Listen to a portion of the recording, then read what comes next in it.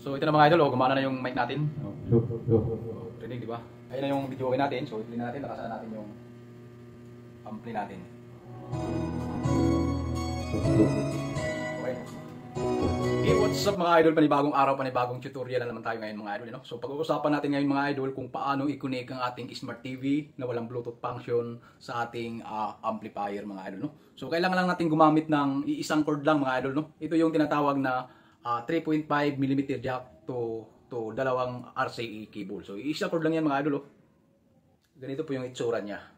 Tapos ito naman mga idol, ito yung ilalagay natin sa likod ng ating TV.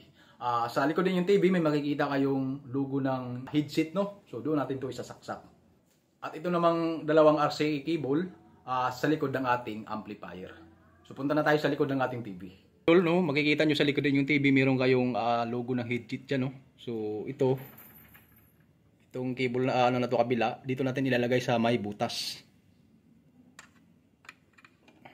So ayan mga idol, na-connect na natin yan. Tapos itong kabila naman niya, yung dalawang RCA cable, dito natin ilalagay sa likod ng ating amplifier. So ayan mga idol, sa likod ng inyong amplifier may makikita kayong input. So meron naman siyang color coding mga idol. So itong red and white, dapat color coding yan siya mga idol. Dito siya ilalagay sa may input.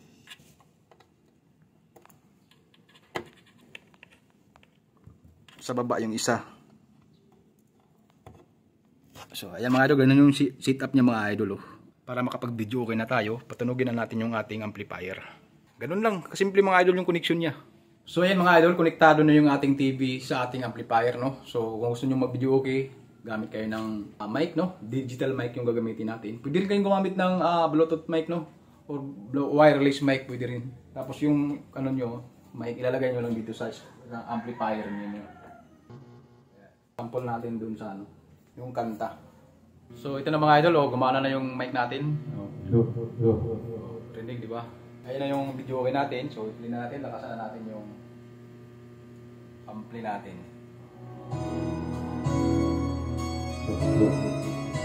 Okay. Kung magtaka kayo bakit ayaw gumana ng nakakasaksak naman yung cord doon sa TV saka sa amplifier, baka meron kayong dito mga idol ito. Kung makikita nyo dito mga idol, EUX saka MP3. So dapat nakalubog tong white na to para gumana siya, nasa EUX siya. Kasi kapag nakaangat to siya, ay naka MP3 ka, hindi talaga gagana yung speaker mo sa amplifier. So dapat nakalubog siya mga idol. Ganun lang mga idol yung pag-set up ng ating video okay, TV tsaka yung ating amplifier. Yung yung TV ko pala ay hindi wala siyang Bluetooth function, kaya ginagamitan ko siya ng cord papunta sa amplifier. Alright mga idol, so ganun lang mga idol. So hanggang sa muli, maraming salamat po sa inyong panonood.